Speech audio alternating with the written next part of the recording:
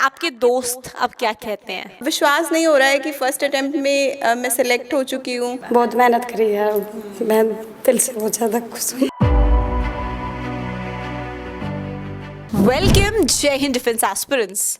Celebrating Military Nursing Services 2023 Selection talk show series में मैं गुरकीरत आज आपका स्वागत करती हूँ।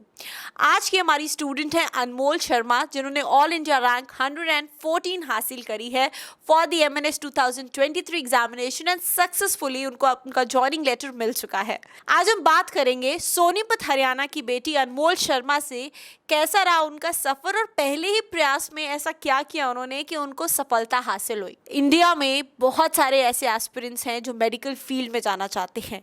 मे बी बहुत सारे ऐसे एस्पिरेंट्स हैं जो सिर्फ नीट एग्जामिनेशन की तैयारी करने में ही जुट जाते हैं, बट कुछ ऐसे स्मार्ट होते हैं जो अपनी उसी प्रेपरेशन को एक डेडिकेटेड दिशा देते हैं और अपनी सक्सेस जर्नी को जल्दी अचीव करते हैं। और ऐसी एक अपॉर्चुनिटी है मिलिट्री नर्सिंग सर्विसेज, जो कि आपको ऑफर देती है कि आप इंडियन आर्म्ड फोर्सेस में एज अ नर्सिंग ऑफिसर हमारे उन देश के जवानों को, उनकी फैमिलीज़ को सर्व करें जो हमें सर्व कर रहे हैं।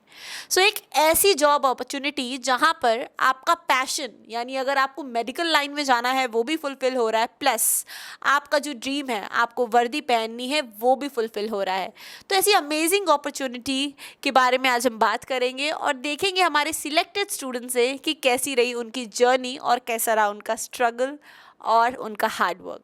बहुत बहुत warm welcome to Anmol and Anmol's family on this talk show. आपका बहुत बहुत स्वागत है और अभिनंदन है। सो आइए सबसे पहले जानते हैं अनमोल से। अनमोल, पहले प्रयास में सफलता हासिल कर ली है आपने, राइट? कैसा लग रहा है और आपके दोस्त अब क्या कहते हैं? बहुत अच्छा लग रहा है मैम, क्योंकि फ़र्स्ट अटेम्प्ट था मेरा और फर्स्ट अटेम्प्ट में ही मैंने बहुत बड़ा मुकाम हासिल किया है। मेरी फैमिली, फ्रेंड्स और मेरे फैमिली मेम्बर्स काफ़ी खुश हैं, काफ़ी प्राउड फील कर रहे हैं, क्योंकि विश्वास नहीं हो रहा है कि फ़र्स्ट अटेम्प्ट में मैं सेलेक्ट हो चुकी हूँ। मुझे लगता था कि हाँ भाई, मुझे कुछ करना है लाइफ में, लेकिन इतनी कम उम्र में इतना बड़ा मुकाम हासिल करना बहुत खुशी की बात है। बहुत बढ़िया। और आप देख रहे हैं ट्रेंड स्टूडेंट्स हैं तो इनके आंसर करने की टेक्निक, छोटे छोटे बच्चे हैं ये भी 18-19 साल के, बट दे आंसर लाइक कि कितनी मेच्योरिटी आएगी। तो ये ट्रेनिंग, जब आप कुछ अचीव करते हो ना तो उस दौरान जो आपको ट्रेनिंग मिल रही होती है, आपका जो एक गोल ओरिएंटेड जब आप डेडिकेटेड एफर्ट्स डाल रहे होते हो तो वो अल्टीमेटली रिफ्लेक्ट करती है पर्सनैलिटी में। अब हम बात करेंगे अनमोल की माताजी से कि जब बच्चे घर में तैयारी कर रहे होते हैं, एग्ज़ाम्स होते हैं या अपने कॉम्पिटिटिव एग्ज़ाम्स की तैयारी कर रहे होते हैं, तो मदर का बहुत इंपॉर्टेंट रोल होता है, क्योंकि आप रात में जग के भी पढ़ रहे होते हैं, आपको सही डाइट मिले, आपको सुबह उठाना भी है, आपका सब चीज़ें टाइमली रेडी करके देते हैं। बिकॉज एज जो हम जब तक अनमैरिड होते हैं तो पूरा डेडिकेटेडली डिपेंडेंट होते हैं अपने पेरेंट्स पर। तो कैसी थी अनमोल की रूटीन जब ये तैयारी कर रही होती थी? आपको टोकना पड़ता था कि खुद से तैयारी करती थी? एक जनरल आप इनका सुबह से लेकर शाम तक का अगर एक रूटीन बताएंगी, उससे थोड़ा सा क्लियर होगा आगे जो आपको देख रहे पेरेंट्स हैं कि कैसे रहता था आपका सपोर्ट, प्लस स्टूडेंट कैसा लाइफस्टाइल जीता था अपने घर पे। और क्योंकि जॉइंट फैमिली है तो उसमें भी कैसे आपने तैयारी बहुत स्मूथली कर लिया, कि छोटे छोटे बच्चे भी हैं जैसे इन्होंने बताया, छोटे छोटे भाई बहन है, तो क्या वो डिस्टर्ब करते थे और कैसे मैनेज किया अनमोल ने ये पूरी चीज़ें?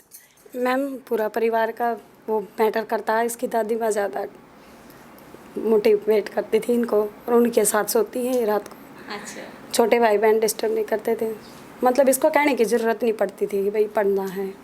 ये खुद ही इतनी मेहनती थी, मतलब हर वक्त पढ़ाई को टाइम देती थी, इसको बोलना नहीं पड़ता था। तो सुबह से जो इनका रूटीन रहता था, सुबह कितने बजे उठते थे? सुबह ये 7 बजे उठ जाती थी। उसके बाद मतलब जो अपना डेली रूटीन का काम करके 8 बजे बैठ जाती थी। शाम को 5 बजे तक ऑनलाइन क्लासेस रहती थी। उसके बाद फिर यही खाना खुना खाने के बाद फिर 12-1 बजे तक पढ़ती थी। इसकी दादी माँ बोलती थी अब सो जा, बहुत बार देर होगी, मतलब सो जाती थी। फिर ये सुबह जल्दी नहीं उठा जाता था, भी रात को देर तक पढ़ती थी। हाँ जी, हाँ जी। वैसे इसको ये बोलना नहीं पड़ता था भाई अब टाइम हो गया पढ़ने का, इसको ये बोलना पड़ता था अब रख दे, किताब बहुत ज़्यादा हो गया। बहुत मेहनत करी है, मैं दिल से बहुत ज़्यादा खुश हूँ।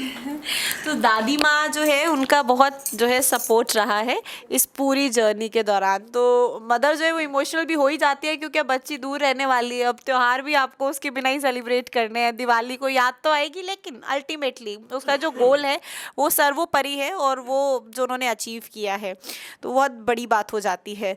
आइए अब बात करते हैं अनमोल के पिताजी से और जानते हैं उनकी क्या राय है, क्योंकि आप टीचिंग बैकग्राउंड से रहे। So as a teacher when इन्होंने आपसे शेयर किया कि मुझे फ़ौज में जाना है, ये मुझे परस्यू करना है अपने ड्रीम को, तो सर आपका क्या रिएक्शन था? प्लस क्या आपने ही इनको बताया मिलिट्री नर्सिंग सर्विस अपॉर्चुनिटी के बारे में? और आप बिकॉज एकेडमिक्स को डील करते हैं, तो क्या आप भी पढ़ाया करते थे या सब्जेक्ट नॉलेज आप देते थे अनमोल को? प्लस एज अ स्टूडेंट ये कैसा था इनका करिकुलम? जैसे कि बच्चे शुरू से ही, कुछ बच्चे होते हैं जिनकी लगन होती है ना, तो क्या इनकी शुरू से ही जैसे लगन या स्टडीज़ में कैसे थे? एवरेज स्टूडेंट थे कि अबव एवरेज स्टूडेंट थे?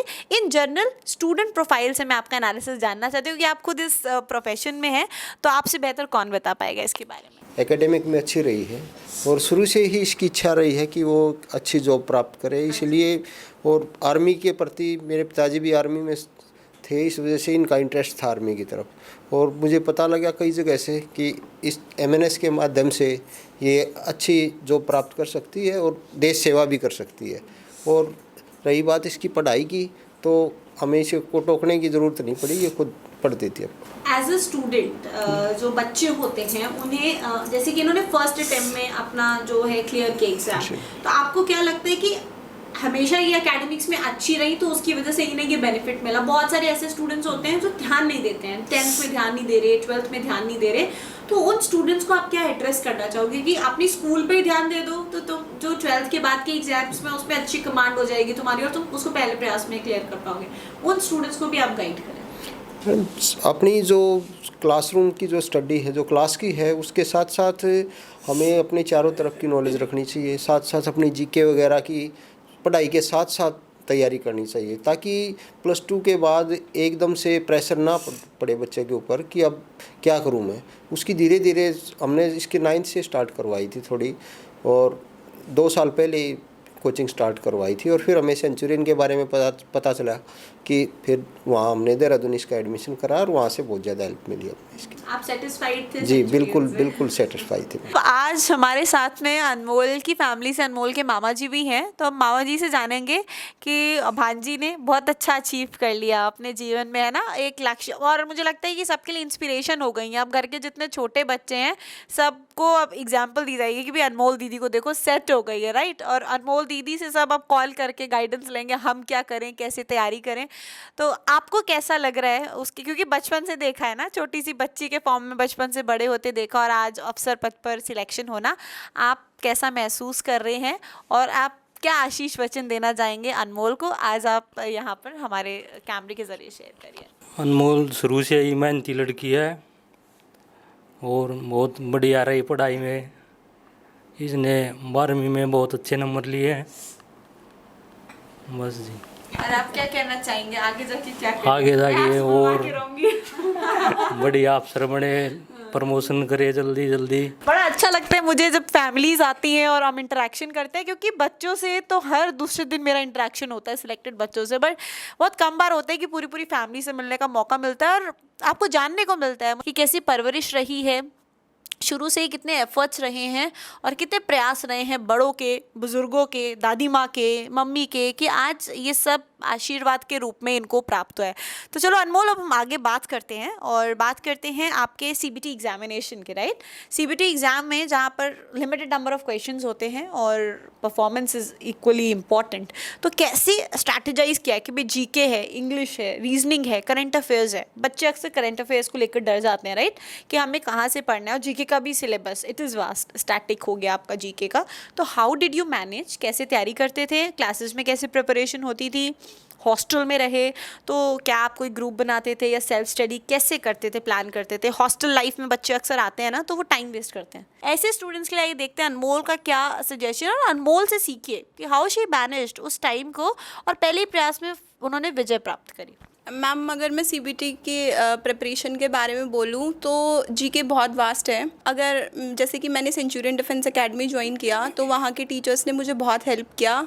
अबाउट द क्राइटेरिया कि क्या क्राइटेरिया रहता है, क्योंकि जीके तो बहुत वास्ट है। और अगर मैं स्पेशली सीबीटी के बारे में बोलूँ तो करंट अफेयर्स पे ज़्यादा ध्यान देना चाहिए, क्योंकि करंट अफेयर्स से काफ़ी क्वेश्चन थे। जैसे 20 क्वेश्चंस जीके से थे और 20 क्वेश्चंस इंग्लिश सब्जेक्ट से थे, तो उसमें नेगेटिव मार्किंग भी होती है।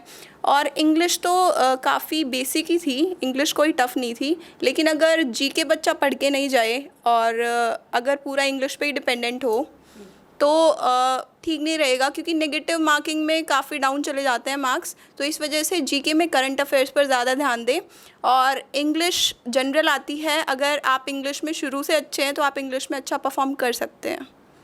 और मैं अगर अपनी हॉस्टल लाइफ के बारे में बताना चाहूँ तो सभी स्टूडेंट्स का अलग अलग होता है कि भाई किसी को सेल्फ़ स्टडी करने में ज़्यादा कंफर्टेबल होता है या फिर किसी को ग्रुप स्टडी करने में। लेकिन मैं सेल्फ़ स्टडी करती थी, क्योंकि मुझे ग्रुप स्टडी में इतना ज़्यादा वो इंटरेस्ट नहीं था, मुझे ज़्यादा डिस्ट्रैक्शन लगता था उसमें, तो मैं वहाँ पे सेल्फ़ स्टडी करती थी।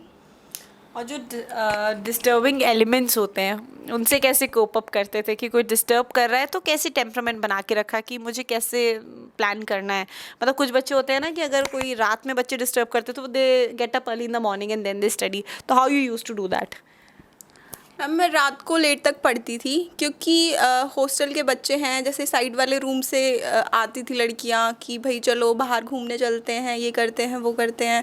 तो फिर फ्रेंड्स बन जाते हैं वहाँ जाके, तो मना भी नहीं कर सकते एकदम से कि नहीं भाई मैं नहीं जा रही, ये वो तो बोलेंगे ज़्यादा एटीट्यूड आ गया इसके अंदर। तो मैं करती थी कि दिन में मैं कम पढ़ती थी, लेकिन मैं रात को काफ़ी ज़्यादा कर लेती थी कवर, जिसकी वजह से मुझे सिलेक्शन मिला फर्स्ट अटेम्प्ट में। तो मैं यही बोलना चाहूँगी, सबका अपना अलग अलग कंफर्ट जोन होता है, और कोई दिन में पढ़ता है कोई रात में पढ़ता है, तो मुझे रात को ज़्यादा सूटेबल लगता था, तो मैं रात को करती थी कवर। तो आपने सबको मैनेज किया, इन्होंने फ्रेंड्स को भी मैनेज किया, इन्होंने घुमाई भी करी थोड़ी बहुत, एंड देन फाइनली बहुत स्मार्ट स्टडी करते हुए रात के टाइम को यूज़ किया और अपनी पढ़ाई भी चालू करी। This is such a good way. अब हम बात करते हैं पैनल इंटरव्यू की, राइट? पैनल इंटरव्यू, फिर इंग्लिश का डर, self confidence, how did you boost all these things? तो कैसे क्लासरूम में कैसे तैयारी होती थी आप लोगों की? What all tips you all were getting, और कैसे प्रैक्टिस कराई जाती थी आपको कि इसमें आप बेहतरीन परफॉर्म कर सकें? इसके बारे में स्टूडेंट्स को बताइए, बिकॉज सबसे ज़्यादा डर मुझे लगता है पैनल में ही लगता है, क्योंकि आप एक ऑफिस में जाते हैं, इतने सारे 5 ऑफिसर्स वर्दी में बैठे हुए हैं ना, थोड़ा सा जो रहता है उसमें कैसे, how did you do, and कैसे क्वेश्चंस आपको पूछे गए, इसके बारे में बताइए। मैम पैनल इंटरव्यू की तैयारी मैंने सेंचुरियन से करी। और जैसे कि आप इंग्लिश का बोल रहे हो कि इंग्लिश का डर रहता है बच्चे को, तो मेरे फादर इंग्लिश के टीचर हैं, तो शुरू से ही इंग्लिश में मुझे ज़्यादा डिफ़िकल्टी हुई नहीं, ना बोलने में और मतलब इंटरेक्ट करने में इंग्लिश में कंफर्टेबल थी इंग्लिश में। तो और पैनल इंटरव्यू में नर्वसनेस सबको होती है, ये तो कॉमन है कि अगर आप जा रहे हो तो बहुत सारे ऑफिसर्स बैठे होते हैं, तो नर्वसनेस तो मुझे भी थी। लेकिन अंदर जाने के बाद जैसे कि जो ऑफिसर्स थे वो काफ़ी फ्रेंडली नेचर था उनका, जिसकी वजह से वो कंफर्टेबल फील करवा रहे थे बच्चे को। वो तो इतना ज़्यादा नर्वसनेस का माहौल नहीं था वहाँ पे, डर का, जैसे बच्चों के मन में ऐसे होता है कि भाई अंदर जाएंगे ऑफिसर्स बैठे हैं, तो ऐसा कुछ नहीं था। और इंग्लिश मेरी ठीक थी, तो मैं अच्छे से कन्वर्सेशन कर पाई। और बात करें अगर पैनल इंटरव्यू के क्वेश्चंस के बारे में, तो काफ़ी जनरल क्वेश्चंस पूछे गए थे मुझसे। सेल्फ इंट्रोडक्शन पूछा था, और उसके बाद कुछ कंडीशनल क्वेश्चंस थे, जैसे कि सबसे बेसिक क्वेश्चन तो यही होता है कि आप एमएनएस क्यों जा रहे हैं। और उसके बाद जैसे कि पैट अब इसी में इंक्लूडेड होता है इंटरव्यू में ही, तो कुछ कंडीशनल क्वेश्चंस भी थे। ऑलराइट, अब अनमोल फटाफट से लास्ट क्वेश्चन मेरा आपसे ये है कि लास्ट टॉप 3 टिप्स आप शेयर कर दीजिए जो एमएनएस 2024 एस्पिरेंट्स हैं, उन्हें क्या करना है अभी से अपने गोल को अचीव करने के लिए। मैं बोलना चाहूँगी कि एक तो आप कॉन्फिडेंट रहें, नर्वस ना हो बिल्कुल भी। और सेकंड थिंग कि आपको ये नहीं है कि अभी से पूरा ध्यान नीट पे देना है, साथ साथ कुछ जीके और इंग्लिश की तैयारी करते रहें। और ये हवा मत बनाइए कि एमएनएस अभी नीट के थ्रू हो गया है तो बहुत ज़्यादा डिफ़िकल्ट हो गया। अगर आपके अंदर वो पैशन है, अगर आपके अंदर वो जज्बा है, तो आप कर सकते हैं। Thank you. बहुत बहुत धन्यवाद Anmol for coming up to us. और tomorrow is Anmol's joining at command hospital Lucknow for her dream future and career. और इसी के साथ में मैं अनमोल के माता पिता व मामा जी का बहुत बहुत धन्यवाद करती हूँ कि आज आप हमारे पास आए, सेंचुरियन में आए, बिकॉज हमें बहुत अच्छा लगता है जब स्टूडेंट्स टीम सेंचुरियन से पढ़ के जाते हैं और वापस जब हमें मिलने आते हैं अपना ग्रैटिट्यूड शेयर करने। हमारे लिए बहुत प्लेजेंट और बहुत ही प्यारी मोमेंट्स होती हैं जब बच्चे हमारे आते हैं। And we wish Anmol all the very best. और अब बस आपको यूनिफॉर्म में देखने की इच्छा, और मैं शायद इमेजिन भी कर पा रही हूँ आप कैसी लग रही हैं, पूरा बैरे और सब लगा के with the stars on your shoulders, finally pursuing your dream. So करीबन आज से 4 साल बाद फिर मैं पोस्ट करूंगी एक हमारे इसी चैनल पर अनमोल की पिक्चर, और अपनी पिक्चर अनमोल के साथ में अनमोल के पासिंग आउट परेड में जाऊंगी ज़रूर मैं, right? And we will again share you the memories. और मेरे जितने upcoming MNS 2024, 25, 26 till the years are there aspirants, I hope आज आपने अनमोल से बहुत कुछ सीखा होगा और अब आपके अंदर भी वो जोश, जुनून, जज्बा सब पैदा हो गया होगा जिसके ज़रिए आप फौज में जा सकते हैं, ज्वाइन कर सकते हैं और भारत माता की सेवा कर सकते हैं। ऐसे ही बने रहिए टीम सेंचुरियन के साथ में। मैं कुछ और ऐसे ही टॉक शोज लाती रहूँगी हर हफ्ते और आपसे मुलाकात करती रहूंगी, आपको मोटिवेट करती रहूंगी आपके ड्रीम करियर के लिए। With this I wish you all the very best. Thank you so much for joining in. Thank you, नमस्कार एंड जय हिंद।